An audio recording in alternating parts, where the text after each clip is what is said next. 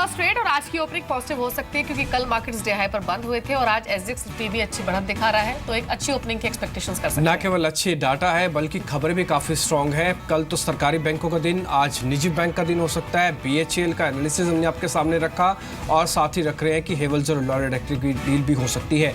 ये तो कुछ एक ब्रेकिंग खबरें थी। साथ ही साथ अगर आप डाटा के हिसाब से भी समझें तो आज सीएलएसए की जो खबर आई है उसका इंपैक्ट भी आपको जरूर दिखेगा। फिलहाल 35 अंकों की बढ़त के साथ है, लेकिन सीएलएसए जो अपने पोर्टफोलियो में चेंजेस कर रहा है उसका फायदा कुछ एक शेयर को मिलेगा। लेकिन पहले नुकसान वाले शेयर की बात करें, वो था आईटीसी। इनके पोर्टफोलियो से भी ये दूर हो रहा है, 2 दिन से कमजोर भी है ये, तो आईटीसी वैसे भी दबाव में बना हुआ है। हरी एक ग्राफिक्स अभी आपके सामने भी होंगे जो कि सीएलएसए के चेंजेस को लेकर होंगे।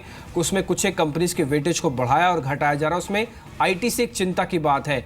आपकी रिकमेंडेशन क्या है इस पे?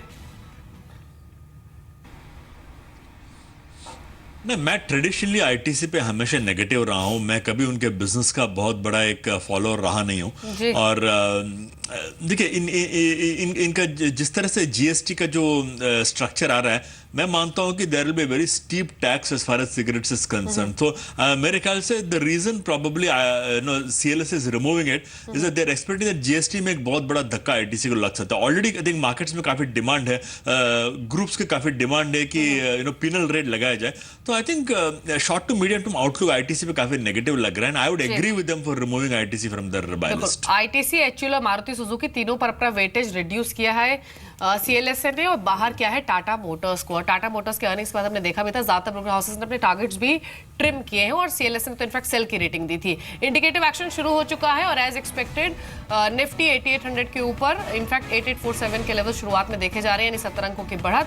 सेंसेक्स भी 300 अंक ऊपर, लेकिन आज फिर से फोकस रहेगा फार्मा स्टॉक्स पर, जहां पर कल अच्छी तेजी थी। आईटी स्टॉक्स में ऑलरेडी जो बज है बायबैक का, वो शायद आज भी मेंटेन रहेगा। आज भी ये स्टॉक्स लाइमलाइट में रह सकते हैं। और अभी सीएलएसए पोर्टफोलियो की बात की भी डिम्पी ने, तो आईटी सेक्टर पर सीएलएसए ने ओवरवेट स्टांस मेंटेन किया है और एचसीएल टेक्नोलॉजीज को आई लिस्ट में ऐड किया है।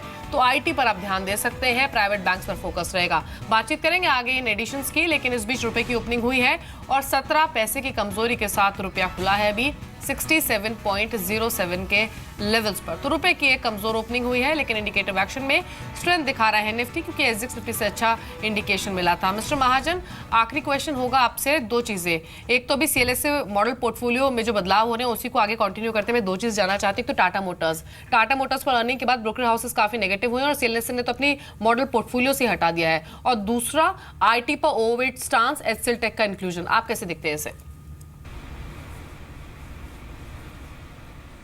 देखिए, पहली बात तो मैं सेकंड क्वेश्चन पहले लेता हूं। IT, we have been negative on IT. We believe the IT space as far as Indian markets are concerned are facing significant challenges.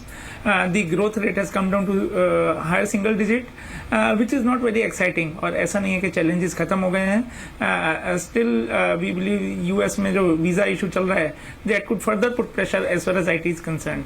Only positive as far as the IT space is concerned is the companies, they are talking about using the cash to go for buyback, which may be only a technical factor which could support these stocks, but otherwise we don't have too much confidence as far as IT is concerned. जो आपने Tata motor की बात कही, yes, last quarter numbers were big disappointment, but we are taking that as a one-off thing. CLSA ने उसको model portfolio में से निकाला है। Stock is likely to be under pressure, लेकिन वो प्रेशर में पहले से ही आ गया था। We believe it must be very close to a bottom, और बहुत ज़्यादा डाउनसाइड नहीं होना चाहिए। People can go for bottom fishing as far as Tata Motor is concerned, with the possibility of a 10 to 15% trading upside. ठीक है विवेक, शुक्रिया आपका आज कार्यक्रम में जुड़ने के लिए और अलग अलग स्टॉक्स पर राय देने के लिए। लेकिन इस सुबह 7:30 बजे हम आपको 50 शेयर देते हैं, उससे कुछ चुनिंदा 10 शेयर आपके सामने रखते हैं जिसमें आपको अच्छा प्रॉफिट मिल सकता है। मनीष से समझते हैं आज के वो 10 शेयर कौन से हैं, बताएं मनीष।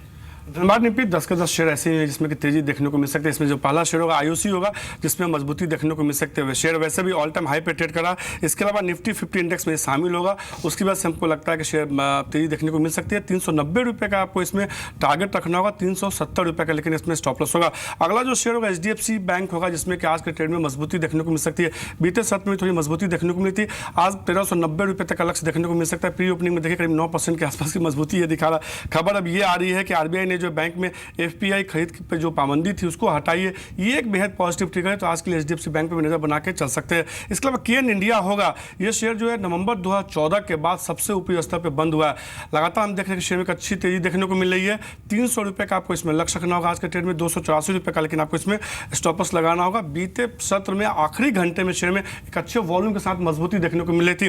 JPO शेयर होगा अगला शेयर। हमने देखा है कि बीते 15-20 दिनों में देखे शेयर में लगातार एक तेजी का रुझान देखने को मिला। बीते 5 सत्रों में शेयर में गिरावट थी, लेकिन वापस से प्रॉफिट बुकिंग के बाद पुलबैक रैली देखने को मिली है। तो तकनीकी तौर पर लगता है कि पुलबैक रैली अभी भी कंटिन्यू हो सकता है। 15 रुपये का लक्ष्य रखना होगा, 13 रुपये 20 पैसे का स्टॉपर्स लगाना है। प्री ओपनिंग में शेयर करीब 4% की मजबूती दिखा रहा है। श्रेय इंफ्रा होगा, खबरें आ रही है सूत्रों के हवाले से कंपनी को जो है करीब 600 करोड़ रुपये का ऑर्डर मिल सकता है। इस खबर का असर शेयर में मजबूती के तौर पर देखने को मिलेगा। 100 रुपये का आपको लक्ष्य रखना होगा, 94 रुपये का, लेकिन आपको इसमें स्टॉपर्स लगाना होगा। इसके बाद जेनसेट टेक होगा, कंपनी के साथ पॉजिटिव खबर ये आ रही है। लगातार हम देख रहे हैं IT कंपनी में बायबैक की खबरें, और माना जा रहा है कि ये कंपनी भी जो है बायबैक का ऐलान कर सकती है। प्री ओपनिंग में शेयर में करीब 2.5% की मजबूती देखने को मिली है। और कंपनी के पास जो है 90 करोड़ का कैश है, कर्ज मुक्त है, तो ऐसे में बायबैक की गुंजाइश बहुत ज़्यादा देखने को मिल रही है इस कंपनी में। आज के लिए आपको 76 रुपये का लक्ष्य रखना होगा। ट्यूब इन्वेस्टमेंट होगा, तकनीकी तौर पर शेयर को चुना गया है। बीते 3 हफ्तों से शेयर में लगातार जो है खरीदारी का ट्रेंड देखने को मिला है। डेली चार्ट पे कहीं ना कहीं एक लंबे कंसोलिडेशन के बाद लगता है शेयर में पुलबैक रैली देखने को मिल सकती है। 637 रुपये का आपको इसमें लक्ष्य रखना होगा, 619 रुपये का, लेकिन शेयर में स्टॉप लॉस होगा। इंडिया बुल्स हाउसिंग फाइनेंस होगा, निफ्टी का ये हिस्सा बनेगी कंपनी, और कहीं ना कहीं 31 मार्च से ये बदलाव हो रहा है, तो ये पॉजिटिव ट्रिगर है। आज के लिए शेयर में करीब 855 रुपये का लक्ष्य देखने को मिल सकता है। 824 रुपये का आपको इसमें स्टॉपर्स लगाना है। बीते सत्र में हमने देखा था कि NBFC स्टॉक्स में सेकंड हाफ में एक अच्छी रैली देखने को मिली थी। BPL एक शेयर होगा जिसमें एक पुलबैक रैली देखने को मिली है। लगातार 7 दिनों से गिरावट थी, उसके बाद पुलबैक देखने को मिला है शेयर में। शेयर ने डेली चार्ट पे 200 डेमा से एक पुलबैक लिया। आज के लिए 64 रुपये का लक्ष्य होगा, 60 रुपये 50 पैसे का आपको इस शेयर में स्टॉपर्स लगाना होगा। और आखिरी जो शेयर होगा जिसमें मजबूती देखने को मिल सकती है, CEAT होगा। टायर कंपनी ने जो है कीमतें बढ़ाई हैं, वो कहीं ना कहीं एक पॉजिटिव ट्रिगर। कल मार्केट जब बंद हुआ तब ये खबर आई है, आज पूरा असर आज देखने को मिल सकता है। 1148 रुपये का लक्ष्य होगा, 1120 रुपये का आपको इसमें स्टॉपर्स लगाना होगा। ये तमाम शेयर बताए गए हैं जिसमें आज के ट्रेड में मजबूती देखने को मिल सकती है, और तमाम शेयर देखिए डीपी प्री ओपनिंग में 1 से लेकर 4% तक की तेजी दिखा भी रहे हैं। शुक्रिया मनीष। करीब 10 के 10 शेयर ऐसे थे जो कि आज चल सकते हैं। ये 10 शेयर की लिस्ट आपने देख लिया। बिना वक्त गवाए पूजा के पास चलना होगा और ब्रोकरेज का व्यू ले लेते हैं। बताएं पूजा। जी, HDFC बैंक पर एक रिपोर्ट आई है। यहाँ पर RBI ने FII बैन लिमिट भी हटा दिया, जिसके बाद मॉर्गन स्टैनली की रिपोर्ट आई है और बुलिश साउंड कर रहा है। ये ओवरवेट की रेटिंग बरकरार रखी है अपनी, और लक्ष्य दिया है 1425 का। इनका मानना है कि FPI निवेश पर रोक हटाने के बाद इस स्टॉक में अच्छी तेज़ी देखने का अनुमान है। अब कैडिला पर भी तमाम ब्रोकरेज हाउस आज बुलिश दिखाई दे रही है। यहाँ पर सिटी की पहले ही बात कर लेते हैं। इन्होंने अपनी बाई की रेटिंग बरकरार रखी है, और इनका कहना है कि कंपनी के पास मजबूत ANDA पाइपलाइन है और सप्लाई पर ज़्यादा से ज़्यादा कंपनी का फोकस रहेगा। Bank of America Merrill Lynch ने भी अपनी बाई की रेटिंग यहाँ पर बरकरार रखी है। इनका कहना है कि इंस्पेक्शन के बाद जल्द US FDA अपना वार्निंग लेटर हटा सकता है, और वार्निंग लेटर हटने से शेयर की री रेटिंग होने की भी संभावना है। तो यहाँ पर भी इन्होंने अपनी बाई की रेटिंग बरकरार रखी है। और आखिर में बात करते हैं CLSA की। यहाँ पर भी कैडिला में इन्होंने अपनी बाई की रेटिंग बरकरार रखी है, और इनका मानना है कि मौर्या प्लांट के 60 NDA को मंजूरी मिलना भी बाकी है, और US FDA का जो वार्निंग लेटर हटेगा वहाँ से इस शेयर में तेजी होने की संभावना है। और आखिर में हेवल्स की पर एक रिपोर्ट ले लेते हैं। यहाँ पर गोल्डमैन सैक्स की रिपोर्ट आई है। हाल ही में आई तेजी से अब इनका मानना है कि मुनाफा वसूली होना संभव है स्टॉक में, और शेयर की मौजूदा वैल्यूएशन अब महंगे हो चुके हैं। शुक्रिया आपका पूजा ये रिपोर्ट्स बताने के लिए। इन रिपोर्ट्स में से 2 स्टॉक पिक कर लेते हैं, तो HDFC बैंक और दूसरा कैडिला। हरी, ये HDFC बैंक पर आपका व्यू क्या है? हालांकि मॉर्गन स्टैनले का जो स्टांस है ओवरवेट है, लेकिन FII लिमिट पर जो बैन हटने की खबर है उस पर वो बहुत ज्यादा पॉजिटिव नहीं, क्योंकि उन्होंने कहा है कि मार्जिनल नीचे है 72% के अभी FI होल्डिंग, और जो ESOP से कन्वर्जन हुआ होगा उसकी वजह से लिमिट नीचे आई होगी। 72% अभी भी मेंटेन है, जो कि पहले 74% से कम करके 72% की गई थी। तो अभी व्यू क्या है आपका HDFC बैंक पर? और दूसरा कैडिला, क्या ये री रेट हो सकता है यहाँ से? अगर हाँ तो टारगेट्स क्या रहेंगे फिर? देखिए, पहले मैं HDFC बैंक की बात करूंगा। हम लोग ये स्टॉक पे पहले से काफी पॉजिटिव, और हमारा 1600 का टारगेट भी है।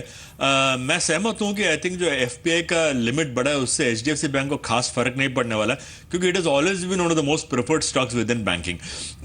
देखिए, इसमें फर्क ये पड़ेगा कि जो बैंकिंग के अंदर कंसोलिडेशन होगा, आई थिंक इसमें the advantage of HDFC bank will increase a lot more vis-a-vis other bank. So I would be positive HDFC bank with a target of 1600। जहां तक कैडिला का सवाल है, we had like the the stock at lower levels, पर कल जो 20 to 25% का जो रैली हुआ था उसके बाद मुझे लगता है कि most of the short term visibility is over, तो we will be a little cautious on that stock.